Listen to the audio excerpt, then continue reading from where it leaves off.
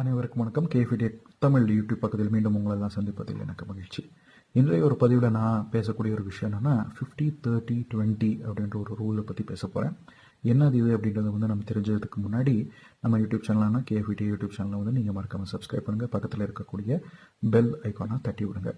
ஒரு நியூக்ளியர் ஃபேமிலியாக இருக்குது, சின்ன ஃபேமிலியாக இருக்குது, ஹஸ்பண்ட் அண்ட் ஒய்ஃப் 2 பசங்க இருக்காங்க, ஒரு ஆண் பையன் ஒரு பெண் குழந்தை இருக்குன்னா நீங்கள் எப்படியெல்லாம் உங்களுடைய சம்பளத்தில் மெயின்டைன் பண்ணலாம், மேனேஜ் பண்ணுறான்றதை பற்றி நம்ம தெரிஞ்சுக்கலாம் இந்த 50-30-20 ரூலின் வழியாக. அப்படின்னா இப்போ இந்த 50-30-20 ரூலை ஒரு எக்ஸாம்பிளாக நான் சொல்கிறேன். அதாவது ஒரு பேசிக்காக ஒரு 25,000 சேலரி மந்த்லி வாங்குறாங்கன்னா எப்படி அவங்களுடைய மணி மேனேஜ்மெண்ட் பண்ணிக்கலாம், பணத்தை எப்படி நிர்வாகம் செய்யலாம் அப்படின்றது சொல்கிறதுக்கு நான் இந்த பதிவை போட்டுட்ருக்கேன். ஸோ மொதல் விஷயம் என்னென்னு பார்த்தீங்கன்னா, நீங்கள் பட்ஜெட் பண்ணணும். ஸோ பட்ஜெட் பண்ணுறதுக்கு வழியாக நம்மளுக்கு என்ன ஆகும் அப்படின்னு பார்த்தீங்கன்னா, நம்மளுடைய செலவு எவ்வளோன்றது தெரிய ஆரம்பிச்சிடும். அந்த செலவுகளில் முக்கியமாக பார்த்தீங்கன்னா, நம்ம அன்றாட பயன்படுத்தக்கூடிய செலவுகள், அதாவது ரெகுலராக கன்சிஸ்டண்ட்டாக மாதம் இவ்வளோ தொகை நம்ம செலவு பண்ணியே ஆகணுன்றது தான் நம்ம இந்த 50% செலவில் சேர்க்குறோம். இதை நம்ம நீட்ஸ் அப்படின்னு சொல்கிறோம். நீட்ஸ் அப்படின்னா இது நம்மளுக்கு தேவை, அவசியமாக இது நம்மளுக்கு தேவையாக இருக்குது அப்படின்றதுல என்னென்ன நீட்ஸ் அப்படின்னு பார்த்தோன்னா, மொதல் ரெண்ட், ரெண்டாவது எலக்ட்ரிக் பில் ஆகட்டும், மூணாவது ட்ராவலுக்கு யூஸ் பண்ணக்கூடிய எக்ஸ்பென்சஸ், அதாவது பெட்ரோலாக இருக்கட்டும், அல்லது டாக்ஸி அல்லது கேபோடைய ஒரு விஷயமாகட்டும், நாலாவது பார்த்திங்கன்னா ஃபுட் கூப்பன்ஸ் கொடுக்கக்கூடிய விஷயம், அல்லது நம்ம அன்றாட வாழ்க்கைக்கு தேவையான உணவுக்கு யூஸ் பண்ணக்கூடிய செலவாக இருக்கலாம். அதுக்கப்புறம் ஆறாவது என்னன்னு பார்த்தீங்கன்னா க்ரோசரிஸாக இருக்கலாம், மளிகை சாமான்கள், மெடிசின்ஸாக இருக்கலாம். இந்த மாதிரி சில பொருட்கள் என்னென்ன இருக்கோ அஞ்சாவது ஆறாவது, அதாவது ஒரு 6 ஒரு 7 ஐட்டம்ஸ் வரும்னு நினைக்கிறேன். ஸோ 6 to 7 ஐட்டம்ஸ் இதில் வருது. ஸோ இந்த விஷயத்தை இது நம்ம ஃபிக்ஸ்டு எக்ஸ்பென்சஸாக கருதப்படுகிறது இந்த நீட்ஸ்ன்றது. இது ஒரு 50% அப்படின்னு நம்ம கணக்கு போட்டு பார்த்தோம்னா 25,000 சம்பளம் வாங்குறவங்க ஒரு நபர் அப்படின்னா அது சுமார் 12,500 அளவுக்கு வரும். அடுத்தது பார்த்திங்கன்னா வாண்ட்ஸ், அதாவது இது தேவையில்லை ஆனால் சில நேரங்களில் அவசியப்படலாம் அப்படின்றது. இது பார்த்திங்கன்னா ஒரு 30% அப்படின்னு சொல்லலாம்.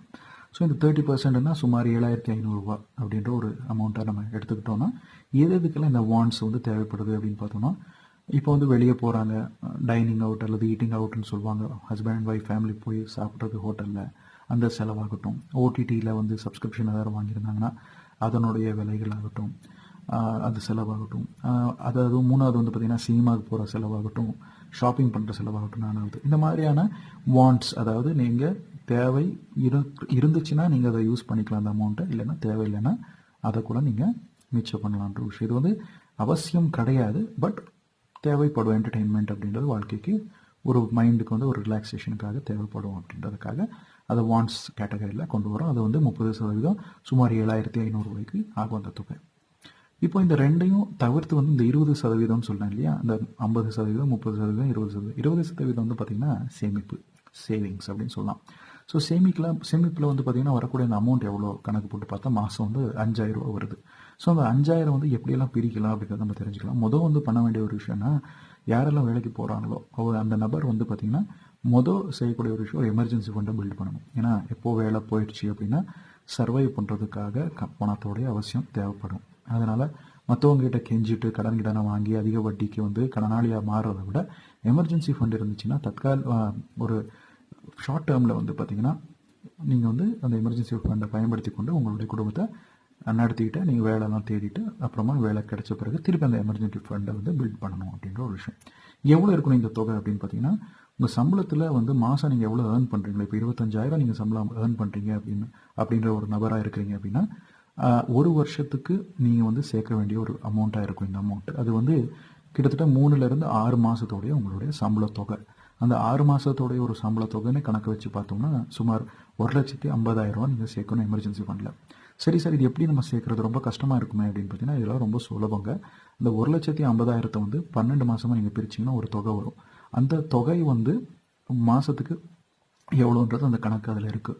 ஸோ இன்கேஸ் அது அந்த ஒரு வருஷத்துக்குள்ளேயே அந்த எமர்ஜென்சி ஃபண்ட் பில்ட் பண்ண போகிறீங்களா, இல்லை சுமூகமாக நம்ம பில்ட் பண்ணிக்கலாம் அப்படின்ற மாதிரி இருந்தீங்க, உங்கள் ஜாப் ஸ்டேபிளான ஜாபாக இருக்குது அப்படின்னா நீங்கள் அது 2 வருஷம் கூட ஆக்கிக்கலாம் அந்த எமர்ஜென்சி ஃபண்ட் பில்ட் பண்ணுறதுக்கு. அந்த 1,00,000 அந்த 2 வருஷத்துக்கு நீங்கள் கழிச்சிங்கன்னா மாதத்துக்கு எவ்வளோ வருதுன்ற அமௌண்ட் பார்த்து அதை ஆர்டியாக பார்த்திங்கன்னா நீங்கள் ஒரு கன்சிஸ்டண்ட்டாக ஒரு நாளைக்கு வந்து ஒரு 2ஆம் தேதி உங்களுக்கு சம்பளம் வருது அப்படின்னா ஒரு 10ஆம் தேதியோ 12ஆம் தேதியோ வந்து அது டிடெக்ட் ஆகிற மாதிரி வச்சுக்கோங்க.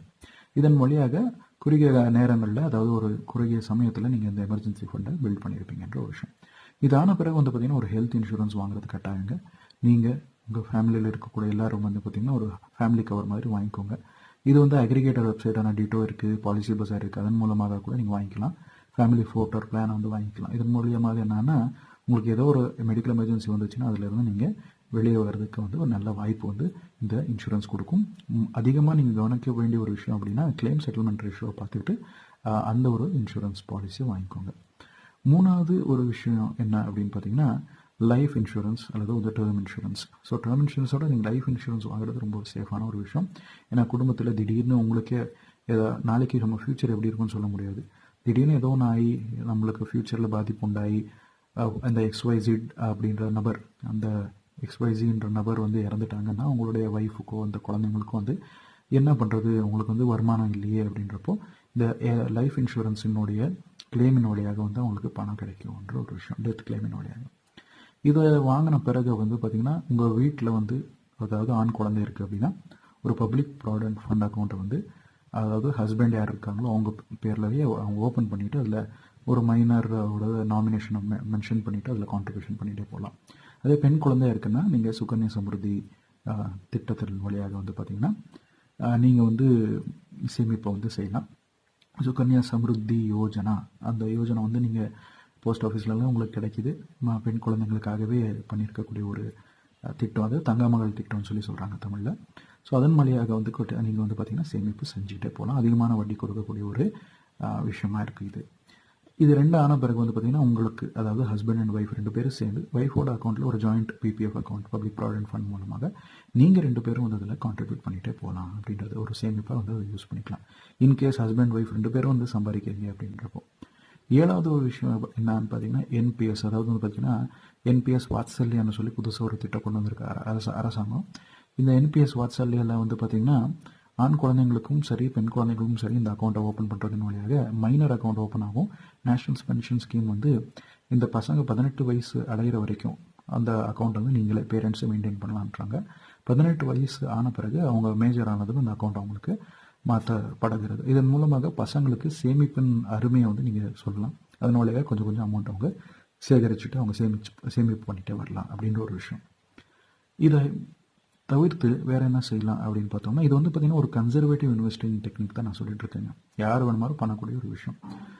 ஒருவேளை உங்ககிட்ட ஒரு ஆன்செஸ்ட்ரல் லேண்ட் இருக்குது அல்லது வந்து ஒரு வீடு இருக்குது, அதை விற்றுருக்காங்க அப்படின்றப்போ ஒரு அக்ரிகல்ச்சரல் விவசாய பூமி வந்து விற்றுருக்காங்க குடும்பத்தில், அதாவது உங்களுடைய பேரண்ட்ஸ் முன்னோர்களுடைய பூமியாக இருந்திருக்கும். அதில் வந்து ஒரு பல்கான அமௌண்ட் எதாவது வந்துச்சு அப்படின்னா அதை எப்படி நீங்கள் சேமிப்பில் பயன்படுத்திக்கலாம் அப்படின்னா நீங்கள் வந்து ஒரு போஸ்ட் ஆஃபீஸ் மந்த்லி இன்கம் ஸ்கீமில் போட்டுக்கலாம். அதன் மூலமாக உங்களுக்கு மாதம் சேஃபாக கன்சிஸ்டண்ட்டாக ஒரு இன்கம் வர ஆரம்பிக்கும். அதுக்கப்புறம் வந்து பார்த்திங்கன்னா இன்னொரு விஷயம் என்னென்னா 64 EC பாண்டுன்னு சொல்லி கிடைக்கிது.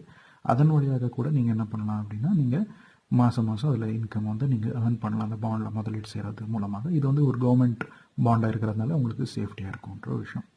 இது 2ஐயும் தவிர்த்து கொஞ்சம் நீங்கள் ரிஸ்க் எடுக்கிறதுக்கு ஆசைப்படுறீங்கன்றப்போ தான் நீங்கள் மியூச்சுவல் ஃபண்டிங் முறை போகலாம்.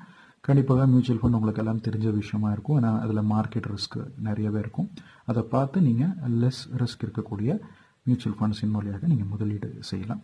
இதன் மூலமாக ஒரு கன்சிஸ்டண்ட்டாக ஒரு கார்பஸை வந்து ஒரு குறுகிய காலகட்டத்தில் நீங்கள் வந்து பில்ட் பண்ணுறதுக்கான சான்சஸ் இருக்கும். ஒரு 10-15 வருஷத்துக்கு அப்புறம் நீங்கள் பார்க்கும்போது இது எல்லாமே இந்த போர்ட்ஃபோலியோ நீங்கள் பார்க்குறப்போ உங்களுக்கே ஒரு சந்தோஷமான ஒரு விஷயம் என்னென்னா பணத்தை நீங்கள் சேமித்ததுனால உங்கள் ஃபேமிலிக்கு எந்த விதமான பொருளாதார ரீதியான பிரச்சனைகள் வராது. நீங்கள் தேவையில்லாமல் அனாவசியமாக கடனை வாங்கி கடனாளியாக மாட்டிக்கொண்டு வட்டிக்கு வந்து வட்டிக்காக வாழ்க்கையை நடத்தக்கூடிய ஒரு சூழ்நிலையில் தள்ளப்பட வேண்டிய அவசியம் இல்லை அப்படின்றது சொல்ல இங்கே விரும்புகிறேன். இதுதான் வந்து பார்த்திங்கன்னா இந்த கன்சர்வேட்டிவ் இன்வெஸ்ட்மெண்ட், அதாவது 50-30-20 ரூலுடைய விஷயம். இந்த வீடியோ உங்களுக்கு பிடித்திருந்தா இதை நீங்கள் கண்டிப்பாக லைக் பண்ணுங்கள். அதாவது உங்களுடைய தகவல் எதாவது இருந்துச்சு, கருத்துக்கள் எதாவது இருந்துச்சுன்னா அதை நீங்கள் தயவு செஞ்சு கமெண்ட் மூலியாக தெரிவித்துக் கொள்ளுங்கள். அதே போலவே இந்த வீடியோ பயனுள்ளதாக இருக்குது அப்படின்னு நீங்கள் உங்களுக்கு அது தோணுது அப்படின்னா உங்களுடைய ஸ்நேகிதர்களுக்கு சக நண்பர்களுக்கு உறவினர்களுக்கும் வந்து இதை பகிர்ந்து கொள்ளுங்கள், ஷேர் பண்ணுங்கன்னு சொல்லிட்டு மீண்டும் இன்னும் ஒரு பதிவில் வந்து சுவாரஸ்யகரமான தகவல்களுடன் சந்திக்கும் வரை உங்களிடம் விடைபெறுவது உங்கள் சந்தேஷ். நன்றி, வணக்கம்.